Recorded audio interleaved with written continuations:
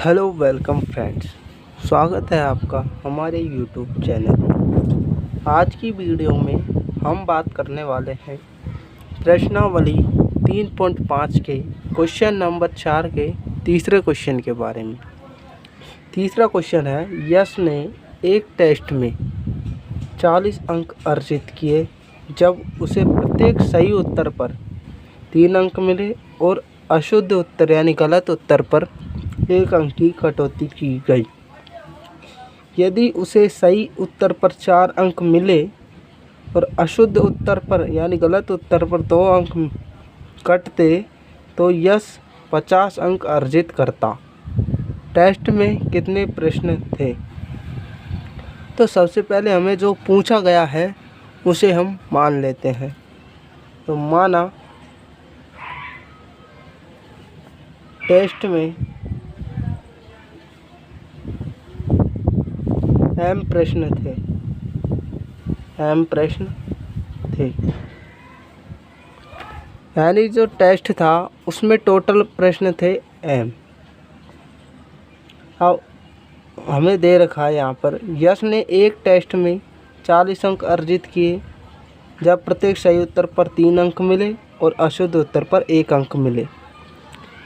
यानी कि सही प्रश्न और गलत प्रश्न, 2 तरह के प्रश्न हैं हमारे पास। तो m में से मान लेते हैं हम कुछ प्रश्न तो सही किए जो कि x थे और कुछ गलत किए जो कि y थे। यानी जो सही प्रश्न थे उसको हमने x मान लिया और गलत प्रश्न किए थे उसे हमने y मान लिया। तो हम फिर से माना सही प्रश्न वो है x और गलत प्रश्न यानी जिन प्रश्नों का उत्तर गलत दिया वो है y। तो यहाँ पर कुल टोटल प्रश्न हो जाएंगे वो सही प्रश्न और जो गलत किए हैं प्रश्न उनका योग हो जाएगा। तो यहाँ से इसे हम बाद में ज्ञात करेंगे।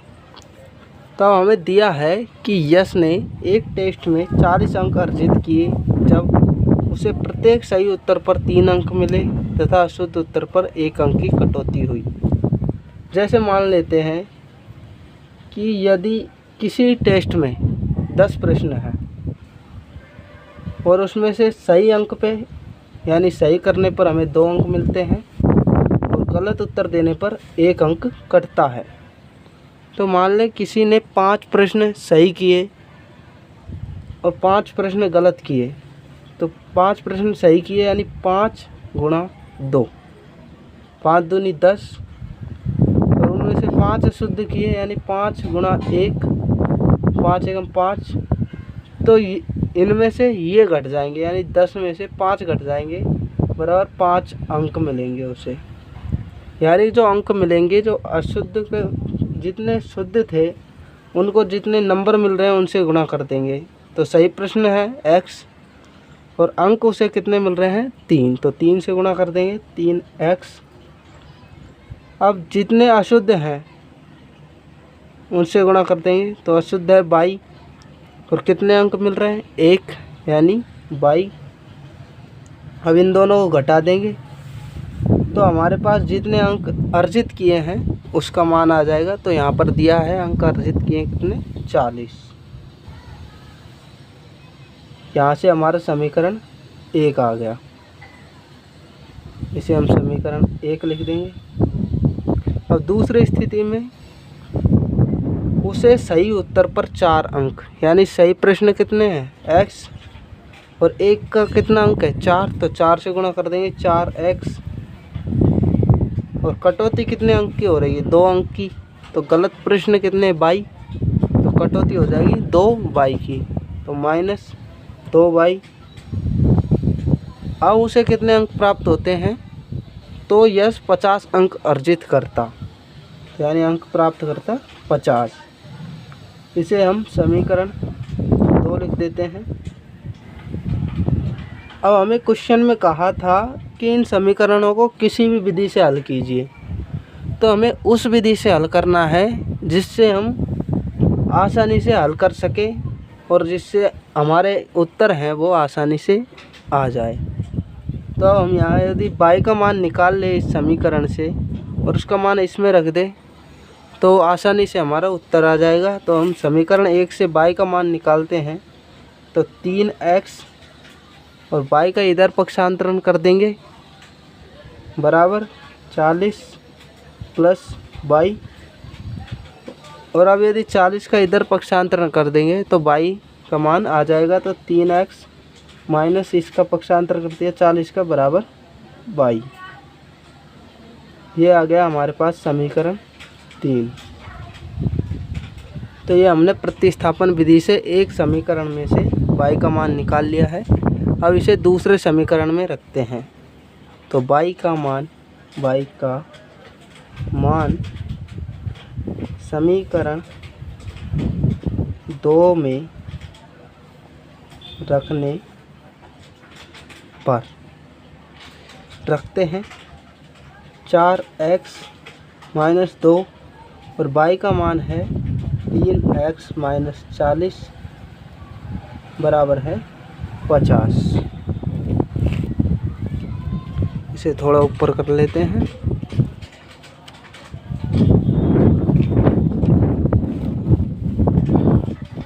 अब इसे हल करेंगे तो 4x माइनस 3 दूनी 6x और माइनस माइनस प्लस हो जाएगा और 40 गुणा 2 करेंगे तो 40 दूनी 80 बराबर 50।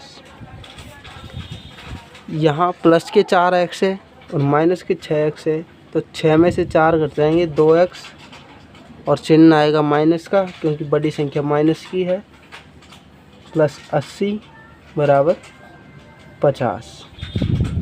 माइनस 2x बराबर इसका पक्षांतरण कर देंगे 50 माइनस 80 तो माइनस 2x बराबर आ जाएगा माइनस के 30, क्योंकि 80 में से 50 घटाएंगे 30 बच जाएंगे और बड़ी संख्या माइनस की है तो चिन्ह माइनस का आ जाएगा। यहाँ से माइनस काट देंगे और x के साथ ये 2 गुणा में है तो इसे इधर भेज देंगे तो ये भाग में चला जाएगा। तो x का मान आ जाएगा 2 का भाग देंगे x बराबर 15। अब हम इधर की साइड में y का मान ज्ञात करते हैं तो यहाँ से लिखते हैं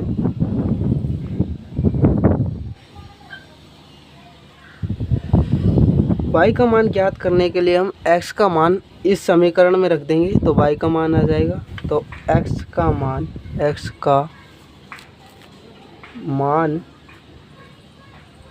समीकरण 3 में रखने पर 3 में रखते हैं, समीकरण 3 है हमारा 3x माइनस 40 बराबर y। तो x का मान रखेंगे 3, x का मान है 15 माइनस 40 बराबर y और 15 गुणा 3 करेंगे तो 15 3 45 माइनस 40 बराबर y। तो 45 में से 40 घटाएंगे बच जाएगा 5 बराबर y, या इसे हम लिख सकते हैं y बराबर 5। तो अब हमारे पास x और y के मान आ चुके हैं, यानी जो सही प्रश्न है वो तो है 15 और गलत प्रश्न है वो है 5। तो हम माना को हटा देंगे और अतः लगा देंगे। अतः ऊपर हमने माना था सही प्रश्न वो माना था x, तो x का मान है 15। गलत प्रश्न वो हमने माना था y, वो है 5। और जो कुल प्रश्न बराबर हो जाएगा सही प्रश्न और गलत प्रश्न। तो 15 प्लस 5 बराबर 20। यही है हमारा फाइनल आंसर। अब चलते हैं क्वेश्चन नंबर 4 के क्वेश्चन नंबर 4 की तरफ। क्वेश्चन नंबर 4 का चौथा क्वेश्चन है, एक राजमार्ग पर 2 स्थान ए और बी 100 किलोमीटर की दूरी पर हैं, यानी जो उनके बीच की दूरी है वो है 100 किलोमीटर। एक कार ए से तथा दूसरी कार बी से एक ही समय पर चलना प्रारंभ करती है। यदि ये कारें भिन्न भिन्न चालों से एक ही दिशा में चलती है तो वे 5 घंटे पश्चात मिलती है, और यदि वे विपरीत दिशा में चलती है तो 1 घंटे पश्चात मिलती है। दोनों कारों की चालें ज्ञात कीजिए या चाल ज्ञात कीजिए। तो मान लेते हैं, माना पहली कार की चाल है वो है x किलोमीटर प्रति घंटा, यानी x किलोमीटर प्रति घंटा वो की स्पीड से वो चल रही है। और दूसरी कार की चाल, उसकी चाल हम मान लेते हैं 22 किलोमीटर प्रति घंटा, यानी 1 घंटे में 22 किलोमीटर चल रही है। एक ही दिशा में चलने पर जो चाल होती है वो घट जाती है, और विपरीत दिशा में चलने पर चाल वो जुड़ जाती है। तो यहाँ पर हमें दे रखा है कि ये कारें भिन्न भिन्न चालों से एक ही दिशा में चलती है तो वे 5 घंटे पश्चात मिलती है। यानी कह रहा है कि जो यदि भिन्न भिन्न चालों से, तो भिन्न भिन्न चाल हमने x और y मान ली है, एक ही दिशा में चलती है, यानी x माइनस y किलोमीटर प्रति घंटा चलने पर वे 5 घंटे पश्चात मिलती है। 5 घंटे पश्चात मिलती है तो समय लगता है 5 घंटे का। और जो इनकी चाल है सापेक्ष चाल वो है x माइनस वाई किलोमीटर, समय है 5 घंटे का, और हमें दूरी दे रखी है, दूरी वो है 100 किलोमीटर।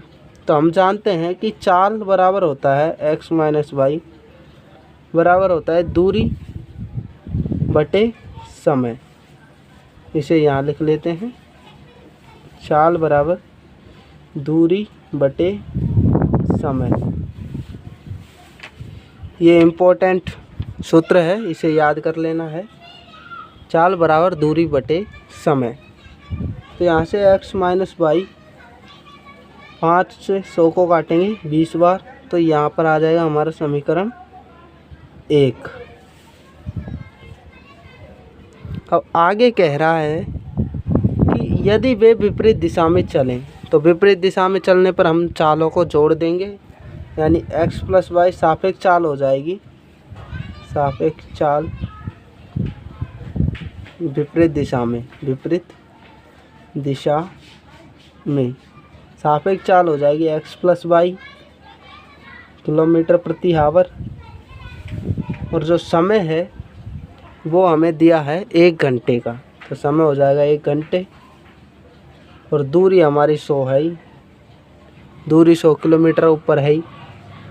तो यहाँ से हम चाल x प्लस वाई बराबर दूरी 100 बटे समय है वो 1 घंटे का है, तो x प्लस वाई और 100 में 1 का भाग देंगे तो 100 आ जाएगा।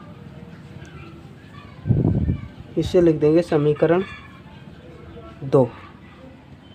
यही सूत्र हमने यहाँ लगा दिया है, तो आपको ये सूत्र याद कर लेना है, और ये सिर्फ रफ कार्य है। अब चलते हैं, अब हमारे पास 2 समीकरण आ चुके हैं। अब इन्हें हम किसी भी विधि से हल कर सकते हैं, जो विधि आपको अच्छी लगे। तो हम देख रहे हैं कि y के गुणांक हैं जो समान है यहाँ पर, तो हम इसे विलोपन विधि से हल करते हैं। तो विलोपन विधि में हम समीकरणों को, यदि गुणांकों का चिन्ह समान हो तो समीकरणों को घटाते हैं, और गुणांकों का चिन्ह असमान हो तो समीकरणों को जोड़ देते हैं।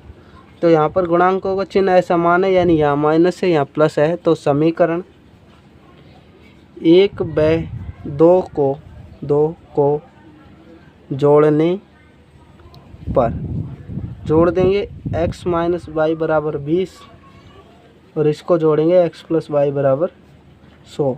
जोड़ेंगे x और x 2x और यहाँ माइनस का वाई है प्लस का वाई है, दोनों कट जाएंगे और 100 में 20 जोड़ेंगे तो 120। यहाँ 2 गुणा में है तो इधर जाकर भाग में चला जाएगा 120/2 तो x बराबर 2 का भाग देंगे 60 बार तो x बराबर आ जाएगा 60 और इधर करते हैं। अब x का मान समीकरण 1 में रख देते हैं। समीकरण 1 में रखने पर रखते हैं तो x का मान है 60 माइनस वाई बराबर 20 तो माइनस वाई 60 का पक्षांतरण कर देंगे 20 माइनस 60 माइनस वाई बराबर 60 में से 20 घटाएंगे तो 40 और बड़ी संख्या माइनस की है इसलिए -40। माइनस से माइनस कट जाएगा वाई बराबर 40।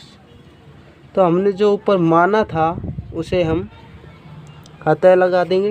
अतः पहली कार की चाल वो है x तो x का मान है 60 यानी 60 किलोमीटर प्रति घंटा और दूसरी कार की जो चाल है कार की चाल वो है बाई यानी 40 किलोमीटर प्रति घंटा। तो इस वीडियो में बस इतना ही। अगली वीडियो में हम क्वेश्चन नंबर 4 का 5वां सवाल पढ़ेंगे और पिछली वीडियो के लिए डिस्क्रिप्शन चेक करें। थैंक्स।